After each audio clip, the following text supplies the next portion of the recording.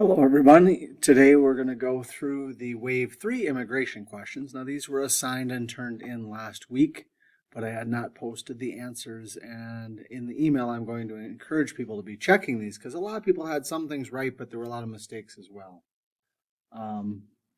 So, starting with, I can't type.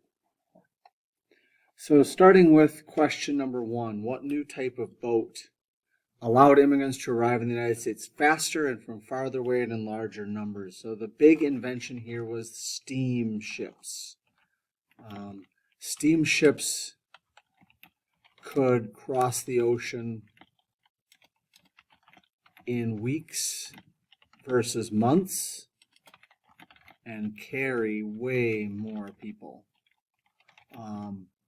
So prior to this, in waves 1 and waves 2, people were coming across in sailing ships, maybe a couple hundred at a time, and they were on the ocean for months at a time to get here. Once the steamship came along, you could go from Great Britain to the United States in 10 days or so. Ships could carry thousands of people instead of hundreds, and that's going to bring people from these farther away places, from Italy, from Russia, places that before that would have just been too far away to travel. Okay. Now, if you looked at the chart video that I posted, you could see how many people were coming during this wave. It was just a tremendous number of people. And this is when the United States first decided they needed to create a place to process those immigrants. So if you were coming from Europe, you would go through Ellis Island, which is in New York Harbor. Also, you could put in New York City, New Jersey. For those of you not familiar with it, parts of New York City are actually in New Jersey. It's all kind of squished together there. Now, what's interesting is a number of people saw these two questions as the same, but if you'll notice, this one says Europe, this one says Asia. So when immigrants arrived from Asia, obviously they're not going to arrive in New York City. Instead, they arrived in California after crossing the Pacific Ocean.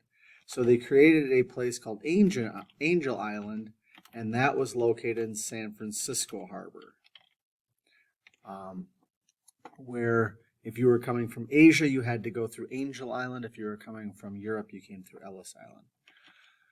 Now, during Wave 3, at one point, with the large number of immigrants, politics started to swing against outlawing immigrants, especially certain kinds.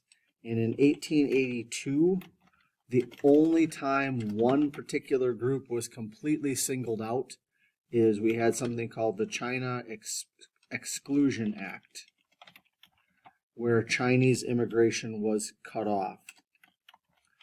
If you remember, many Chinese came during Wave 2 to help with the Transcontinental Railroad and the gold rush.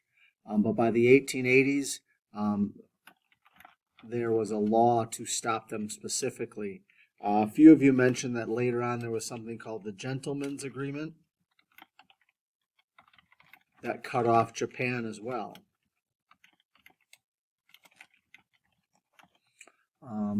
So during this time, and you'll notice that's not very far into this third wave of immigration where they shut it down for the Chinese. So we, at this point, have lots and lots of people coming through Ellis Island, but Angel Island became more of a barricade as opposed to a place people would pass through. Also during this time, something that's going to be important going forward.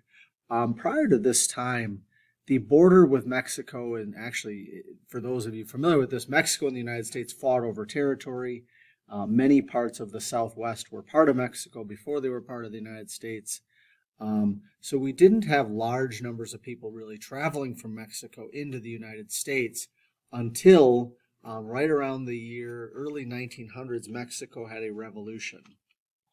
And it was during that revolution that a number of people found Mexico to be unlivable and headed across the border. And this is going to begin a process of people moving up from the south. Prior to this time, immigrants generally came across the water from Europe, Asia. This is kind of the beginning of where most of our immigrants come from today, which is coming up through Mexico from Central America. So, all right, those would be the answers to wave 3.